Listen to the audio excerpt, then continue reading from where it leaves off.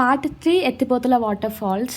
And ఇదైతే కన్ఫామ్‌గా ప్రతి ఒక్కరు కూడా విజిట్ చేయాలని అయితే కన్ఫామ్‌గా చెప్తాను. అండ్ ఆ బ్యూటిఫుల్ వ్యూని మాత్రం మీరు కన్ఫామ్‌గా చూడాలి.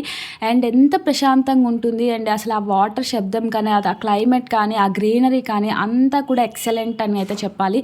అండ్ అంతకుముందు అయితే ఇక్కడ ముసళ్ళు కూడా తిరిగాయని అయితే చెప్తూ ఉంటారనమాట.